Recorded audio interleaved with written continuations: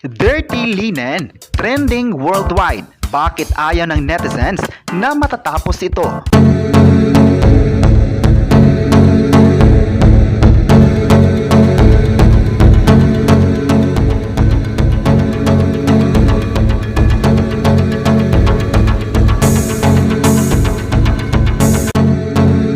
August 23, 2023, pasabog kung pasabog pa rin ang mga episodes ng pinag-usapang teleserye ngayon ang Dirty Linen. Mula simula at sa nalalapit na pagtatapos ngayong linggo, mas marami pang mga kapamilya ang gigil na gigil sa palabas na ito. Top trending topic sa Twitter ang mga episodes nito at trending din sa social media. Dahil din sa ingay ng mga fans na naghahangad na sana hindi pa ito tatapusin, mas lalong kinapitan ito ng mga netizens. Ayon pa ng netizens, ito daw ang teleseryeng hindi dapat bibitawan dahil sa husay ng mga actors, kwento at plot twist ng series. Marami talaga ang excited na sa madugong pagtatapos.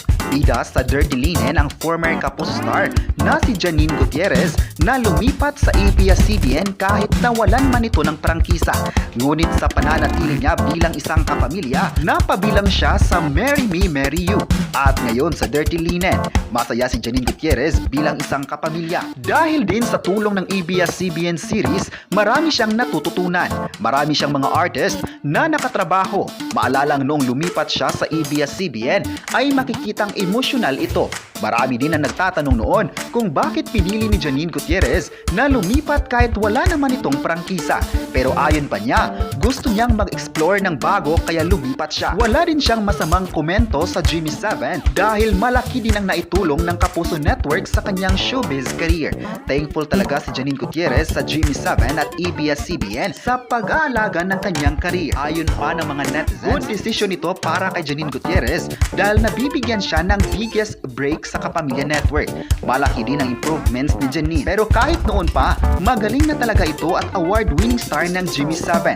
Ayon pa ng netizens, kahit matatapos man ng Dirty Linen, makikita pa rin ang husay na pagganap niya sa teleserye na kailanman hindi makakalimutan. Sana raw bigyan ito ng bagong project ng ABS-CBN. Ayon pa ng netizens, deserve ni Janine Gutierrez na bigyan muli ng bagong teleserye dahil ipinakita niya ang galing sa Dirty Linen. Excited talaga ang lahat dahil mula simula at hanggang dulo, di piniko ng ABS-CBN ang kanilang mga viewers. Umiere lang ang Dirty Linen ng 5 months sa Philippine TV, ngunit ang pagmamahal ng audience ay di masusukat kailanman.